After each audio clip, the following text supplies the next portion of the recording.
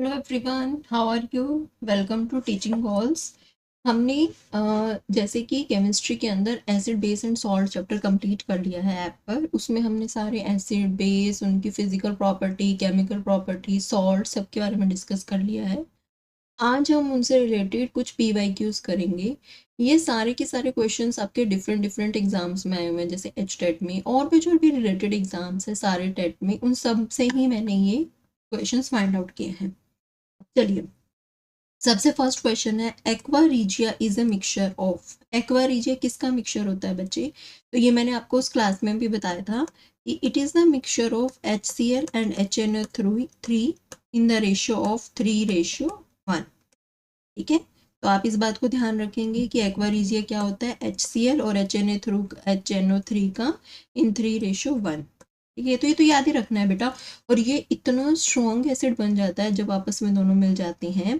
तो अच्छा, दोनों ऑप्शन नहीं है, अलग है। देखो यहाँ पे H2SO4 है, HNO3 है। ठीक है बच्चे, इतना स्ट्रॉन्ग बन जाता है एसिड, जैसे कि फॉर एग्जांपल आपके गोल्ड के और सिल्वर की जो भी आइटम्स होती है वो थोड़ा टार्निश हो जाती है, थोड़े टाइम के बाद उनकी ग्लो खत्म हो जाती है। तो हम गोल्ड स्मिथ के पास जाते हैं, वो इस सॉल्यूशन के अंदर डालते हैं उन्हें, और उसके बाद ना वो बिल्कुल ग्लो करने लग जाती हैं। ठीक है, ऑल्दो थोड़ा बहुत हमारा जो हमने गोल्ड का जो है उसका थोड़ा सा अमाउंट तो जाता है, बट वो ग्लो करने लग जाती है क्योंकि इसके ऊपर वाली लेयर जो है वो बिल्कुल वॉश हो जाती है। Which of the following act as Bronsted acid and Bronsted base? जैसे कि मैंने आपको बताया हुआ है बच्चे, अनहीनियस कंसेप्ट हमने क्लास में पूरा डिस्कस किया हुआ है। अनहीनियस कंसेप्ट के हिसाब से एसिड वो होते हैं जो H+ डोनेट करते हैं, और जो OH- डोनेट करते हैं वो होते हैं बेस। ठीक है, और ब्रॉन्स्टेड एसिड और बेस कंसेप्ट के हिसाब से एसिड वो होते हैं जो H+ डोनेट करते हैं, सेम वही, और बेस वो होते हैं जो H+ को एक्सेप्ट करते हैं। ठीक है, और लुइस एसिड के कंसेप्ट के हिसाब से एसिड वो होते हैं जो लोन पेयर को एक्सेप्ट करते हैं, और बेस वो होते हैं जो लोन पेयर को डोनेट करते हैं। तो इनमें से ब्रॉन्स्टेड एसिड और बेस दोनों कौन ही एक्ट कर सकता है? यह है sodium carbonate, OH negative, CH3COH और HCO3। ठीक है, एक बार पीछे आप HCO3 को देखो, माइनस को। ठीक है, अगर हम इसमें से H+ को खो देते हैं तो CO3 2- बन जाएगा, वो भी एक स्टेबल है। और अगर इसमें H+ ऐड होता है, ठीक है, तो बन जाएगा H2CO3, जो कि आपका कार्बोनिक एसिड। ठीक है, तो यहाँ पे H+ को आप क्या करेंगे, हटाएंगे। जब आप H+ को हटाते हैं, ठीक है, आपको मैंने बताया था, तो ये क्या बन गया आपका, मतलब ये एज ए एसिड काम कर रहा है। ठीक है, एज ए एसिड। और जब अब ये H+ ले रहा है तो ये एज ए बेस काम कर रहा है। तो इनमें से कौन सा एसिड है जो ब्रॉन्स्टेड एसिड और ब्रॉन्स्टेड बेस दोनों की तरह रिएक्ट करता है? तो वो है आपका SCO3-। ठीक है, इसके अंदर तो H+ है ही नहीं। ठीक है, OH-, ये H+ ले तो लेगा पर ये देने में बहुत वो करेगा, क्योंकि ऑक्सीजन से निकालना बहुत टफ हो जाएगा। ये एसिटिक एसिड है आपका, ये तो आपको पता ही है, एसिटिक एसिड से जो बनता है कॉन्जुगेट बेस वो है। तो इसका आंसर हो जाएगा बी, ध्यान रखेंगे आप। ठीक है, नेक्स्ट है, आप इन क्वेश्चंस को 1 मिनट का पोज दो, वीडियो जब आप देख रहे हो 1 मिनट रोको, फिर आंसर करो। ठीक है, और फिर मुझे कमेंट्स में बताना कि आपके कितने क्वेश्चन सही हो रहे हैं। Soft drink contain, soft drinks में क्या होता है, acetic acid, tartaric acid, nitric acid और कार्बोनिक एसिड। तो सॉफ्ट ड्रिंक्स में होता है आपका कार्बोनिक एसिड। आपको पता है कार्बन डाइऑक्साइड ट्रैप होती है, तो उसमें क्या होता है, कार्बोनिक एसिड। एसिडिक एसिड आपका विनेगर में प्रेजेंट होता है। टार्ट्रिक एसिड आपका टैमरिंड, इमली में होता है। नाइट्रिक एसिड तो बहुत स्ट्रॉन्ग एसिड है, एक मिनरल एसिड है जो हम फैक्ट्री से ऑब्टेन करते हैं। नेक्स्ट क्वेश्चन है, which of these salts would be dissolved in water to produce a solution with a pH less than 7? Sodium acetate, potassium nitrate, ammonium chloride और सोडियम हाइड्रोजन कार्बोनेट। ठीक है, तो एक बार ये देखो कि किन किन से बनते हैं। जैसे फॉर एग्जांपल अमोनियम क्लोराइड की मैं बात करती हूँ, तो ये किससे मिलके बना होगा, अमोनियम हाइड्रोक्साइड और HCl, यानी कि ये स्ट्रॉन्ग एसिड है। अब ये स्ट्रॉन्ग एसिड है तो ऑब्वियसली इसका पीएच क्या होगा, लेस देन 7। ठीक है, सोडियम एसीटेट, ये सोडियम हाइड्रोक्साइड से मिलके बने तो इसका पीएच होगा लेस देन 7, ग्रेटर देन 7। ठीक है, पोटेशियम नाइट्रेट, ठीक है, नाइट्रेट है, इसके अंदर ये पोटेशियम है, ये मतलब स्ट्रॉन्ग होगा ये वाला पूरा, इसका अराउंड 7 होगा। सोडियम हाइड्रोजन कार्बोनेट, तो ये भी सोडियम हाइड्रोक्साइड से मिलके बना है, तो इसका भी क्या होगा, ग्रेटर देन 7। तो 7 से कम किसका है, अमोनियम क्लोराइड। मतलब आप ये देख लेना कि किसके अंदर आपका स्ट्रॉन्ग एसिड यूज हुआ है, तो वही हो जाएगा आपका। नेक्स्ट है BF3 is a base according to, BF3 उन्होंने बोला है कि बेस है, तो आप ये देखिए BF3, ठीक है, ये एक एसिड है, मतलब ये लोन पेयर को एक्सेप्ट कर सकता है। ठीक है, कौन से कंसेप्ट के थ्रू, लुईस कंसेप्ट के थ्रू, ये मैंने अभी आपको बताया। अरेनियस कंसेप्ट में तो H+OH- का एक्सचेंज होता है, लॉरी बॉन्स्टिड कंसेप्ट में एसिड H+ देते हैं, बेस H+ लेते हैं, हिंडरसन हमें नहीं पढ़ना है, वो भी पीएच के कंसेप्ट होता है। लुईस कंसेप्ट के अकॉर्डिंग ही हम क्या कहते हैं कि एसिड वो होते हैं जो लोन पेयर को एक्सेप्ट करते हैं, लोन पेयर को एक्सेप्ट करते हैं। बेस क्या होते हैं, जो लोन पेयर को डोनेट करते हैं, जैसे अमोनिया, अमोनिया के पास लोन पेयर है HHH, ये क्या है, बेस। ठीक है बच्चे, नेक्स्ट है but will be the follow but will the conjugate base for the following Brønsted acids, कौन होगा, मतलब आपको बेस बताना है, ये एसिड्स दिए हुए हैं, तो बेस का मतलब ये होता है कि जो आपका कॉन्जुगेट बेस बताना है इन एसिड्स के लिए, मतलब कि ये एसिड्स है आपके पास, इनके कॉरेस्पॉन्डिंग क्या बेस बनेगा। ठीक है, कॉन्जुगेट बेस बनाना है, तो HF है, आपको पता है कि जब इसमें से हम सब में H+ को लूज कर देंगे तो वो उनका कॉन्जुगेट बेस बन जाएगा, तो माइनस कर दो H+, तो क्या बनेगा, F-। ठीक है, H2SO4 में एक एसिड है जो H+ को लूज करेगा, क्या बन जाएगा, HSO4-। अच्छा, नेक्स्ट है आपका HCO3, CO3 नेगेटिव, जब इसमें से एक और चला जाएगा तो क्या बन जाएगा, CO3-, जो भी हमने पढ़ा भी। तो देखो कौन से ऑप्शन में आ रहे हैं, फर्स्ट में आ रहे हैं, तो क्या आंसर हो जाएगा ए। ठीक है, आप पहले ऑप्शंस में देखा करो, खुद से करके देखो, उसके बाद ऑप्शंस मैच किया करो। नेक्स्ट है according to the Bronsted Lowry concept which of the following species can be amphoteric. Amphoteric का मतलब होता है बच्चे, जो एम्फोटेरिक जो एसिड और बेस दोनों के साथ रिएक्ट कर सके। ठीक है, मतलब जो एसिड और बेस दोनों के साथ रिएक्ट कर सके। ठीक है, अब एक बार ना आप अमोनिया को देखो। ठीक है, पहले हम अमोनिया को देखते हैं। ठीक है, अगर ammonia as a acid work कर रहा है, मतलब H+ को लूज करेगा, मतलब NH2-। और अगर ये बेस की तरह कर रहा है, जो H+ को एक्सेप्ट करेगा, तो क्या बन जाएगा, अमोनियम हाइड, जो मतलब अमोनियम आयन बनता है उस तरह से। ये देखो ये कीटायन है, ठीक है, ये भी एनायन है, ये भी इस तरह से है। अगर हम NH4 की बात करें, NH4+ की बात करें, तो ऑलरेडी इसमें तो H+ ले रखा है, और H+ तो ये ले नहीं सकता, बहुत डिफिकल्ट हो जाएगा। NH2 की बात करूं तो ये भी इसने ऑलरेडी एक H+ को लूज किया हुआ है, मतलब ये दोनों हमें ऑप्शंस में दिए हुए हैं, और ये तो खुद ही बहुत स्ट्रॉन्ग बेस होता है, तो कौन सा ऑप्शन हो जाएगा आपका, बी। क्या हो जाएगा, बी। मतलब आपको ये चेक करना है कि कौन एसिड की तरह भी बिहेव कर सकता है और कौन बेस की तरह भी बिहेव कर सकता है, तभी तो वो कॉरेस्पॉन्डली बेस और एसिड के साथ रिएक्ट करेंगे। नेक्स्ट है बच्चे, आपको असर्शन और रीजन, ये सी और डी ऑप्शंस आ नहीं रहे तो मैंने काट दिए, मैं आपको समझा देती हूँ, हमारा आंसर इसी से हो जाएगा। एसिटिक एसिड यानी कि जो आपका CH3COOH is a weak acid as compare to hydrochloric acid. सही बात है, क्योंकि ये एक नेचुरल एसिड है और ये एक मिनरल एसिड है, और हमें पता है जो हमारे नेचुरल एसिड होते हैं वो वीक होते हैं। Mineral acids are completely ionized, ये बात भी बिल्कुल सही है कि वो पूरे अच्छी तरह से आयनाइज्ड हो जाते हैं, इसी वजह से वो स्ट्रॉन्ग होते हैं। और एसिटिक एसिड वीक एसिड है क्योंकि वो अच्छे से आयनाइज नहीं होता है, तो ए ऑप्शन हो जाएगा, दोनों सही है और उसकी करेक्ट एक्सप्लेनेशन। ठीक है, which of the following is not the correct statement, पहले पढ़ते हैं सारी। Hydroxyl ion is a Lewis base, BCl3 act as a Lewis acid, a proteon is a Lewis base, more than one of the above, none of the above। तो देखो hydroxide ion है, वो एक base की तरह react कर रही है, बात बिल्कुल सही है, बहुत अच्छा है। ठीक है, BCl3 ये भी बिल्कुल सही है, ये अभी मैंने आपको बताया लुईस एसिड है, लोन पेयर को एक्सेप्ट कर सकता है। A proton is a Lewis base, no, proton मतलब H+ ही हो गया ना बेटा, तो वो बेस नहीं है, वो तो मतलब एक तरह से एसिड ही है, वो उसके पास कुछ है ही नहीं, वो कैसे देगा। लुईस बेस का तो मतलब वो होता है ना जो लोन पेयर्स को दे सके, तो इसमें से कौन सा करेक्ट नहीं है, तो ऑप्शन हो जाएगा सी। नेक्स्ट है ascorbic acid is found in, ascorbic acid कहाँ पाया जाता है आपका? विटामिन सी में। कहाँ पाया जाता है? विटामिन सी में। नेक्स्ट है, which of the following is correct? Most non-metals produce basic oxides, most metals produce acidic oxide. ध्यान देंगे बच्चे, मैंने आपको बताया भी है क्लास में, मेटल क्या प्रोड्यूस करते हैं? Basic oxides. जो मेटल के ऑक्साइड्स होते हैं, metal oxides are basic in nature, basic in nature. और नॉन मेटल ऑक्साइड जो होते हैं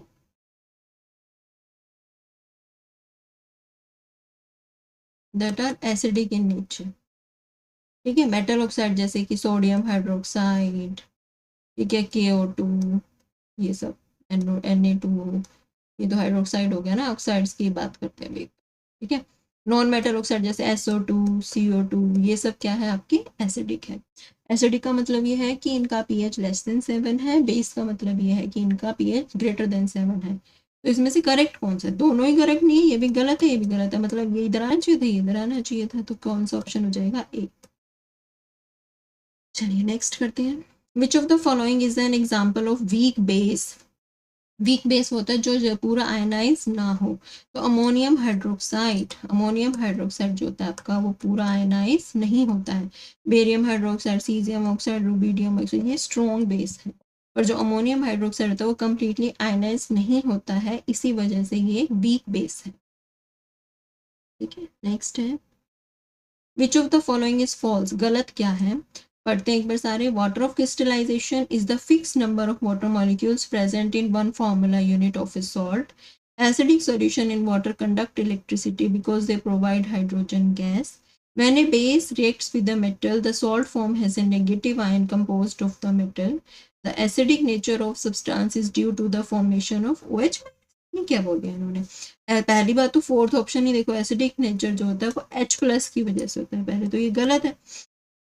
आंसर तो हमें मिल गया, ठीक है, पर और भी बता देती हूँ एक बार। वाटर ऑफ क्रिस्टलाइजेशन यही होता है, fix number of water molecule जो प्रेजेंट होते हैं, ये इसकी वजह से वेट नहीं होता है, पर ये मतलब मॉलिक्यूल के अंदर आपके प्रेजेंट होते हैं। Acidic solution in water electricity को कंडक्ट कर सकते हैं क्योंकि ये हाइड्रोजन आयन प्रोड्यूस करते हैं। जब कभी भी कोई बेस रिएक्ट करता है मेटल के साथ, जैसे कि फॉर एग्जांपल NaOH, ठीक है, वो रिएक्ट कर रहा है आपका जिंक के साथ, ठीक है, तो इसमें क्या negative ion composed of the, हाँ, तो इसमें क्या बनता है? सोडियम जिंकेट बनता है। ठीक है, जैसे इस तरह से बनेगा सोडियम जिंकेट।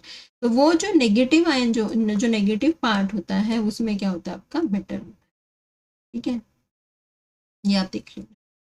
ठीक है बच्चे, ये रिएक्शन मैंने आपको करवाई थी ना, एसिड और बेस की रिएक्शन विद मेटल, उससे क्वेश्चन था ये वाला, थर्ड वाला। एसिड और मेटल कैसे रिएक्ट करते हैं? सॉल्ट और क्या बनाते हैं? आपका हाइड्रोजन गैस। क्या बनाते हैं बच्चा? Hydrogen gas. ठीक है, तो बताइए, एसिड विद मेटल जैसे कि जिंक प्लस में HCl, ZnCl2 और H2। नेक्स्ट है, Lewis acid can not be, Lewis acid कौन सा नहीं हो सकता है? ठीक है, neutral molecule contain at least one lone pair of electrons, cations, ligands और एनायंस। अगर वो एनायन है मतलब उसके पास ऑलरेडी बहुत ज़्यादा एक्स्ट्रा इलेक्ट्रॉन है, तो वो लुईस एसिड नहीं हो सकता। तो क्या हो जाएगा? बी। चाहे न्यूट्रल मॉलिक्यूल है, उसके चाहे एक लोन पेयर हो, तो पर वो दूसरा एक्सेप्ट कर सकता है। कैटायंस भी, लिगेंड्स भी उनके पास होते हैं, उनके पास खाली जो मतलब वेकेंट ऑर्बिटल्स होते हैं। पर एनायन जिसके पास फुलफिल, जिसके पास एक्स्ट्रा इलेक्ट्रॉन्स है, वो लुईस एसिड का काम नहीं कर सकता। According to the Bronsted Lowry concept, a base is a substance. देखो ये क्वेश्चन आए हुए आपके PGT तक में भी आए हुए हैं। Which has a tendency to accept a electron. Acid क्या होता है? बेस पूछा है ना उन्होंने, बेस का मतलब होता है जो कोई भी प्रोटॉन को एक्सेप्ट कर सके। एसिड क्या होता है? जो H+ को डोनेट कर सके। और बेस क्या होता है? जो H+ को एक्सेप्ट कर सके। चलिए नेक्स्ट है, ascorbic acid is found in vitamin C. ये शायद मेरे से रिपीट हो गया है, चलिए कोई बात नहीं। नेक्स्ट देखते हैं, which of the following salt has no water of crystallization. इसमें नहीं होता ब्लू विट्रोल। ब्लू विट्रोल याद रखेंगे, कॉपर सल्फेट और 5H2। ये इसी से तो मैंने आपको समझाया था वाटर ऑफ क्रिस्टलाइजेशन। इसके अंदर 5 वाटर मॉलिक्यूल्स होते हैं जिसकी वजह से ब्लू कलर होता है। आप जैसे ही इसे हीट करते हैं, हीट करने के बाद वाटर मॉलिक्यूल्स चले जाएंगे तो कॉपर सल्फेट बन जाता है जो कि वाइट कलर का हो। वॉशिंग सोडा, वॉशिंग सोडा क्या है आपका Na2CO3.10 वाटर। जिप्सम, जिप्सम में भी होता है कैल्शियम सल्फेट .2 वाटर। ठीक है, बेकिंग सोडा इसमें नहीं होता NaHCO3, इसमें वाटर ऑफ क्रिस्टलाइजेशन नहीं होता, इन सब में वाटर ऑफ क्रिस्टलाइजेशन होता है। Which of the following ion does not give conjugate base, conjugate base को नहीं देता, इसलिए ना आपको थोड़ा सा स्ट्रक्चर पता होना चाहिए, मैं बताती हूँ आपको। ये इस तरह से होता है H और O-, ठीक है, ये वाला हो गया, ये वाला स्ट्रक्चर। देखिए अब आपको ये बात ध्यान रखनी है बच्चे कि जो हाइड्रोक्साइड आयन होता है ना, यहाँ पे O के साथ H होता है ये वाला, तो वही केवल और केवल जो आपका मतलब वो कर सकता था, मतलब H+ लूज करके एसिड की तरह रिएक्ट कर सकता था, क्योंकि यहाँ पे H+ है नहीं, तो इसका मतलब ये है कि ये कॉन्जुगेट बेस की तरह एक्ट नहीं कर सकता। मतलब जो सीधा फॉस्फोरस से हाइड्रोजन जुड़े हैं वो रिप्लेसेबल हाइड्रोजन नहीं है, जो ऑक्सीजन के साथ जुड़ता है वही रिप्लेसेबल होता है। अब H2PO3, अगर मान लो कि यहाँ पे H2, ठीक है, PO3, अब यहाँ पे भी एक और आ जाता, ठीक है, OH यहाँ पे हो गया ना, PO3 हो गया, तो ये दे सकता है H2PO4, ये भी दे सकता है आराम से, HPO4 ये भी दे सकता है, इन सबके पास एक एक तो होगा ही ना, इसके पास भी ऐसे होगा OH, और फिर यहाँ पे डबल बॉन्ड इस तरह। तो मतलब ये है कि इस स्ट्रक्चर के अंदर आपके पास कोई भी ऑक्सीजन के साथ जुड़ा हुआ जो ये कोई भी O नेगेटिव बना देती हूँ, O नेगेटिव H और H, ठीक है, मतलब इस स्ट्रक्चर के साथ कोई भी जुड़ा हुआ ऑक्सीजन के साथ हाइड्रोजन नहीं है, इसी वजह से ये आपका कॉन्जुगेट एसिड और कॉन्जुगेट बेस की तरह एक्ट, मतलब इसका कॉन्जुगेट बेस नहीं बनेगा, मतलब ये एसिड नहीं होगा। नेक्स्ट है, which of the following is an acid base indicator, vinegar, lime water, turmeric और बेकिंग सोडा। आपको मैंने पढ़ाए थे नेचुरल और सिंथेटिक, तो नेचुरल में हमने सबसे पहले टर्मरिक ही पढ़ा था, वो एक एसिड बेस इंडिकेटर है। विनेगर तो खुद एक एसिड है, और लाइम वाटर हो गया आपका कैल्शियम हाइड्रोक्साइड, ये बेस हो गया, बेकिंग सोडा भी एक बेस है। Which of the following is not a property of salts? They are formed by neutralization reaction, बिल्कुल सही बात है। They can be acidic, basic और neutral, ये भी हम कर चुके हैं। They are ionic compounds, ये भी सही है। They always नहीं बेटा, taste sweet, हो सकता है कुछ एक ऐसे सॉल्ट हो जो स्वीट करे, पर ऑलवेज नहीं, तो ये गलत है। सी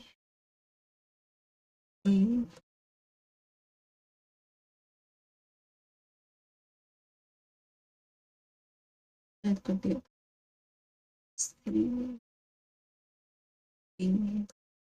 या आप जब बाद में PDF देखोगे ना तब आपको इजी रहेगा इससे। चलो नेक्स्ट है, बेकिंग सोडा। बेकिंग सोडा का क्या फॉर्मूला होता है, NaHCO3। आपको याद होनी चाहिए बच्चे, ये तो ये देखो जैसे कॉमन सॉल्ट है, कॉमन सॉल्ट क्या है NaCl, ठीक है, और बेकिंग सोडा हो गया आपका NaHCO3, वॉशिंग सोडा, ये सॉल्ट तो पढ़ने ही पढ़ने हैं, मैंने आपको लास्ट क्लास में करवाए थे ना, washing soda Na2CO3.10 water, plaster of Paris calcium sulphate .1/2 water, hemihydrate. Next है प्लास्टर ऑफ सल्फेट, देखो यही आ गया, plaster of sulphate, plaster of Paris क्या है, कैल्शियम सल्फेट .1/2 वाटर, ये होता है आपका जिप्सम, ठीक है। नेक्स्ट है ब्लू विट्रोल। ब्लू विट्रोल भी हमने पढ़ा था, पर मैंने कराया था आपको कॉपर सल्फेट .5 वाटर, इसके अंदर 5 जो है वो वाटर ऑफ क्रिस्टलाइजेशन, मतलब इसके स्ट्रक्चर में इस तरह से फिक्स होते हैं वो। चलिए नेक्स्ट है, इनके भी कलर होते हैं, ग्रीन विट्रोल, ये आपका वॉशिंग सोडा हो गया, वाइट हो गया। नेक्स्ट है, which of the following salts is used in glass, soap and paper industries. तो वॉशिंग सोडा जो होता है ना, इसका बहुत ज़्यादा यूज़ किया जाता है आपकी ग्लास बनाने में, सोप बनाने में, इस वाली इंडस्ट्री में इसका बहुत ज़्यादा यूज़ किया जाता है, तो याद रखना इसका एप्लीकेशन है ये। नेक्स्ट है, which of the following is an example of a double salt. मैंने जब आपको करवाए थे तब acidic, basic, neutral, double salt और ये आपका कोऑर्डिनेशन, ये सब करवाए थे। तो ये वाला जो है ना बी वाला, ये क्या है आपका डबल सॉल्ट, जिसमें दो आपस में इस तरह से एसोसिएटेड होते हैं, वो क्या है आपका डबल सॉल्ट। नेक्स्ट है, इसमें आपको मैच करना है ब्लीचिंग पाउडर, इनका यूज करेक्ट यूज के साथ बताना है आपको। एप्लीकेशन दी हुई है ब्लीचिंग पाउडर, आपको पता है ब्लीचिंग पाउडर जो होता है कैल्शियम ऑक्सीक्लोराइड क्या काम आता है, डीकलराइजेशन के। तो ए का हो गया 3। बी का बेकिंग सोडा, बेकिंग सोडा क्या काम आता है, एज एंटी एसिड, बहुत अच्छा एंटी एसिड होता है ये। 4 वॉशिंग सोडा आपका बनता है प्रिपरेशन ऑफ ग्लास, अभी पढ़ा, सी का 1 और डी का 2। ठीक है, तो देखिए कौन से ऑप्शन में आ रहा है, ये फर्स्ट ऑप्शन में आ रहा है, फर्स्ट ऑप्शन हो जाएगा, यूज कर लेना आप अच्छे से। ठीक है, which of the followings are the application of common salt, it is used as preservative, मतलब ये संरक्षण की तरह काम करता है। It is used for manufacture of sodium metal and chlorine gas by electrolysis in molten state. It is used for manufacture of caustic soda, caustic soda होता है आपका NaOH। It is used for manufacturing baking soda and washing soda by solvent process. Good, सही है, सारे सही हैं ये। तो इसके अंदर देखो प्रिजर्वेटिव की तरह कैसे काम करते हैं, जैसे आप लोग अचार डालते हो तो उसके अंदर हम हमेशा सॉल्ट थोड़ा सा ज़्यादा डालते हैं, क्यों, क्योंकि उससे माइक्रोब्स की ग्रोथ नहीं होती और फूड का प्रिजर्वेशन होता है। और ये जब हम आगे पढ़ेंगे मेटल वाला चैप्टर, उसके अंदर हम पढ़ेंगे कि वो उसके इलेक्ट्रोलाइसिस से हम सोडियम और क्लोरीन को ऑब्टेन कर सकते हैं।